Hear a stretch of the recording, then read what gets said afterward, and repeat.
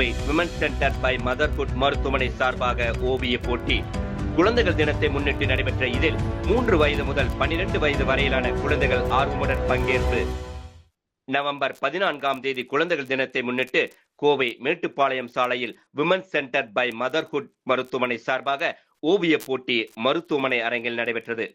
சாலை பாதுகாப்பு, மரங்களை காப்போம், பிளாஸ்டிக்கை தவிர்ப்போம் உள்ளிட்ட சமூக விழிப்புணர்வு தலைப்புகளில் நடைபெற்ற போட்டியில் 3 முதல் 12 வயது வரையிலான 200க்கும் மேற்பட்ட சிறுவர் சிறுமிகள் கலந்து கொண்டனர். முன்னதாக இதற்கான துவக்க விழாவில் மருத்துவமனையின் மருத்துவ இயக்குனர் டாக்டர் மிருதுபாஷினி கோவிந்தராஜன், பொறுப்பு இயக்குனர் அமித்குமார் ஆகியோர் கலந்து கொண்டு போட்டியை துவங்கி வைத்தனர்.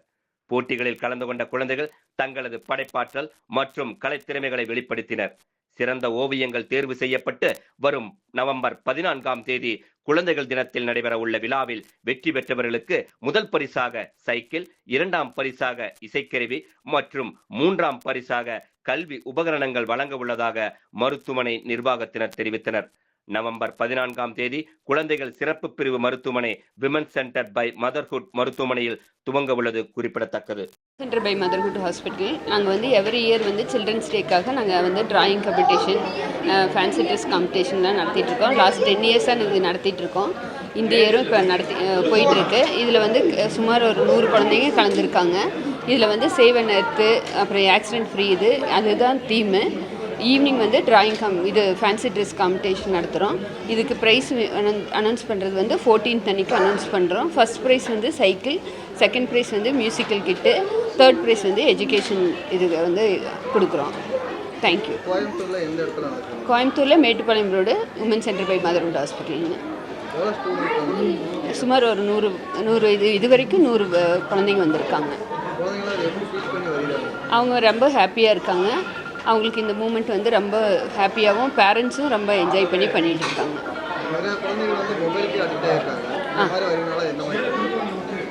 இந்த மாதிரி வரும்போது அவங்க மொபைல்லேருந்து வெளியே வரக்கு ஒரு சான்சஸ் இருக்குது. எப்போவுமே வீட்டில் இருந்தாங்கன்னா வீட்டில் மொபைல் பார்க்குறாங்க, இல்லை டிவி பார்க்குறாங்க, இந்த மாதிரி இருக்காங்க.